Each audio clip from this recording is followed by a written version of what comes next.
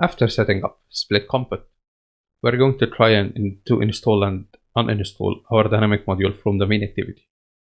And for that, we'll need to use an interface provided by the Google Play API. And this interface is called Split Install Manager. When we are creating an instance of it, or we are fetching an instance of it, we need to use the application context.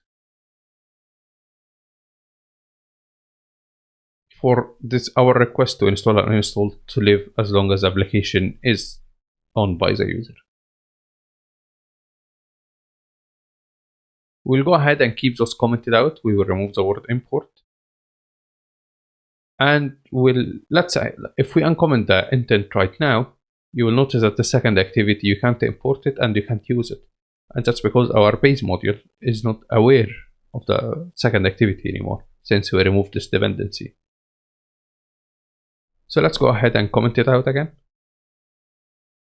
And let's start creating a request to install our new module. So we'll start by using the install manager that we already have an instance to request a new install. And for that, we'll use the immediate start install option, and we are going to create a new split install request using the module name, which is small_dynamic_module. It's exactly the exact name as the Gradle module. And we are going to build this request.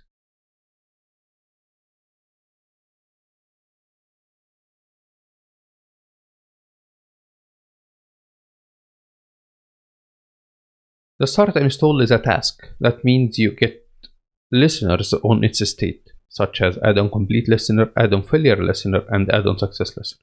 For now, let's use the add-on success listener to get notified when the module install is complete and successful. And for now, let's just display a toast. So we are going to use length short for this one, and we are just going to show it. And we can do the same for the on failure to get notified about the state of the module installation.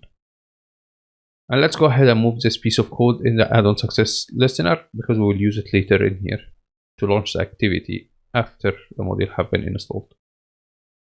The final step is to call uninstall for the module when we get a result back. And to do that, we will use the same install manager.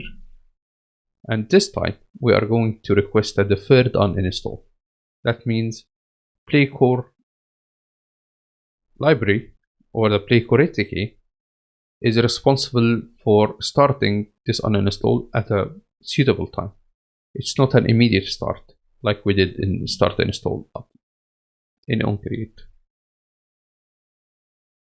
So we are going to use the deferred uninstall, and we are going to pass in the module name.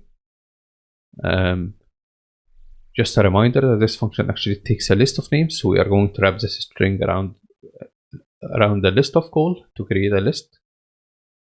And the final step is to modify the Gradle configuration for our base module or our app module to tell it that we are using to tell the Android Gradle plugin that we are using dynamic features. So we are going to, in the Android scope, we are going to use a dynamic features variable, and we are going to set it to a list of all the dynamic features we use, which is only one module so far, our small_dynamic_module.